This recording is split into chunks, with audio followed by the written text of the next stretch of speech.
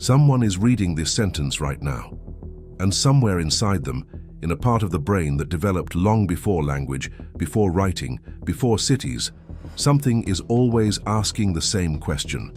Am I safe? Not because you are in danger right now, but because that question is ancient, older than your name, older than your language, older than the species that eventually became you.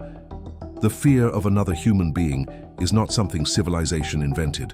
It is something civilization inherited, and the proof has been sitting in the dark for 430,000 years, waiting for someone to find it. They found it at the bottom of a pit in northern Spain, buried under limestone and red clay. A skull, with 2 holes punched through the forehead, not from a fall, not from an animal. 2 deliberate strikes, slightly different angles from the same weapon. Someone stood in front of another living being and hit them in the head, twice, to make sure. This is the strange past, where humanity's oldest known crime has been waiting in the dark for 430,000 years. Go back, not to prisons, courtrooms, or laws written on parchment, not to kings who declared what was permitted and what was punishable. Go further back than all of that, to a world with no word for murder, no word for crime, no concept of justice, no judge, no jury, just a body at the bottom of a pit with 2 holes in its skull.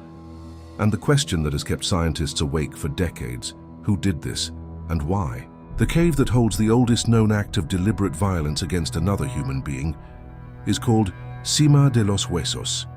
In English, that translates to something that sounds like it belongs in a nightmare: the Pit of Bones. It sits deep inside the Atapuerca Mountains of northern Spain, at the end of a cave system that requires crawling through tight passages, descending underground, and finally dropping down a 13-meter vertical shaft into darkness below. Nobody stumbled into this place by accident. In 1984, archaeologists began excavating what they found at the bottom of that shaft. They never truly stopped. Over the following decades, they recovered nearly 7,000 individual fossil fragments, all belonging to at least 28 different individuals who lived approximately 430,000 years ago. Not Homo sapiens, not Neanderthals exactly, though they were close. Scientists now classify them as Homo heidelbergensis, a species that sits at the branching point between us and the Neanderthals, a common ancestor of 2 different futures. They were not primitive in the way most people imagine. Evidence from the site suggests the group cared for its sick and injured. One of the individuals recovered showed severe spinal deformity that would have made walking and moving extremely painful, possibly debilitating. That person survived long enough to be an adult. Someone fed them. Someone stayed close. These were not creatures of pure instinct, living only for the moment. They recognized suffering in others and chose to respond to it, which makes what happened to Cranium 17 even harder to look away from. Cranium 17 is the designation scientists gave to one particular skull. 52 bone fragments, pieced together over years of painstaking excavation and reconstruction, until a nearly complete face stared back at the researchers from a laboratory table. A young adult, likely male, based on the bone structure. A lone wisdom tooth, barely worn, suggesting a life not yet long enough to leave many marks on the body. And above the left eye, 2 depressions in the bone. Not random fractures from the weight of sediment pressing down across 400 centuries. Not damage from the fall down the shaft. Modern forensic analysis, using the same contour mapping and trajectory techniques applied to contemporary crime scenes, revealed something much more specific. Both injuries were caused by blunt force impacts, 2 separate strikes from 2 slightly different angles, both strong enough to penetrate through the frontal bone and into the brain beneath. The bones showed no sign of healing. The individual died from these wounds or immediately after. And critically, the analysis showed the victim was facing the attacker when the blows landed. This was not an ambush from behind. It was face to face.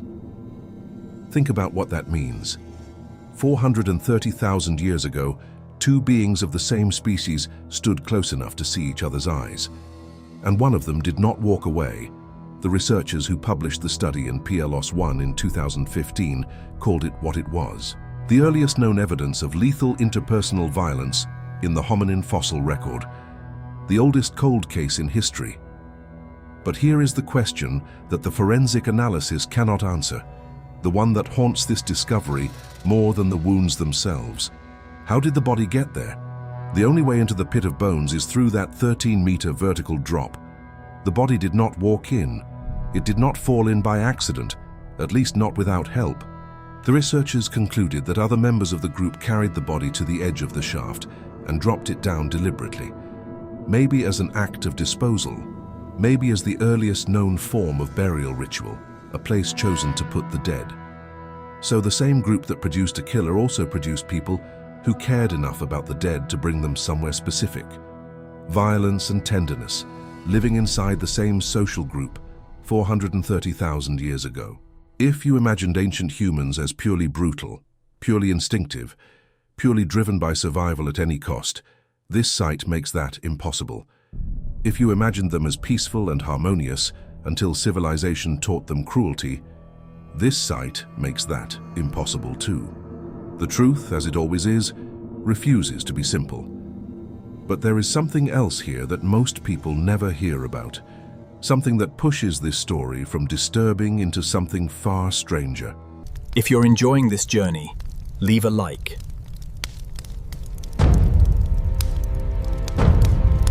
Cranium 17 was not the only skull with unusual marks in the pit. Other individuals showed fractures and damage patterns that researchers examined carefully, and the bodies were not scattered randomly. They were accumulated deliberately over time in the same location. 28 individuals across what appears to be an intentional deposit. This was not one accident, it was a pattern, a chosen place used repeatedly for the dead. That is a concept so human it almost feels modern. We designate places for our dead. We choose locations that feel significant. We return to them. Whatever else was happening in that cave system 430,000 years ago, someone was making decisions about where the dead belonged. That question, what do you do with the dead, is older than any answer we have ever found.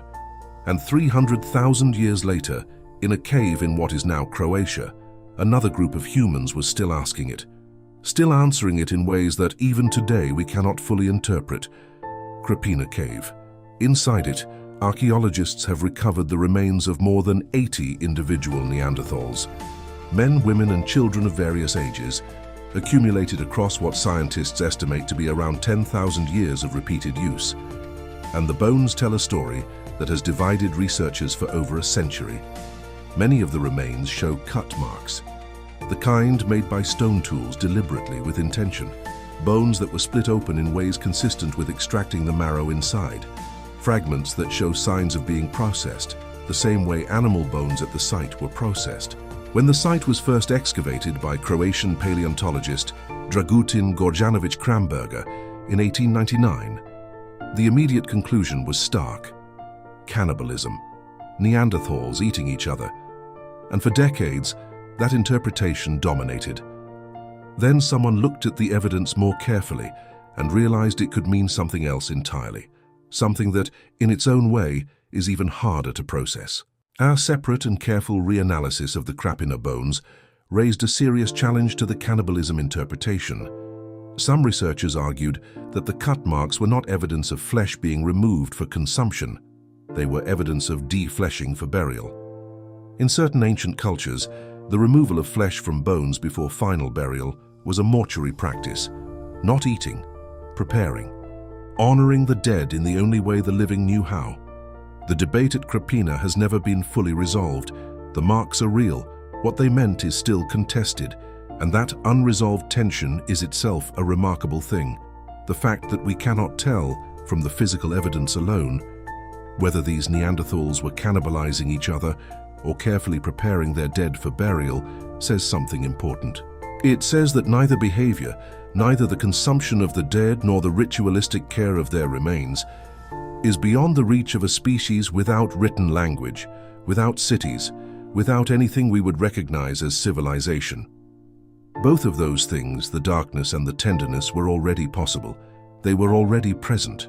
430,000 years before the first written law, the full range of what humans could do to each other was already established. But there is one more site that tips the balance in a direction nobody expected, and it is located in England. In Somerset, in the southwest of the country, there is a cave called Gough's Cave. Not an ancient site by the standards of this story. 14,700 years ago, which in the timeline of human prehistory is practically recent, a group of Magdalenian hunter-gatherers, anatomically modern humans, people who looked exactly like you, lived here. And what they did inside that cave is described by scientists at the Natural History Museum in London as, in their words, possibly the clearest known archaeological example of ritualistic cannibalism. The bones from 6 individuals were recovered, 3 adults, 2 teenagers and a child. The analysis is detailed, methodical, and impossible to explain away.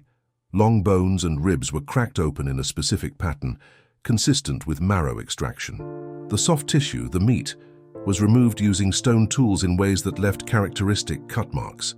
Human tooth marks, incontrovertible evidence of chewing by other humans, were identified on 87 separate bone fragments.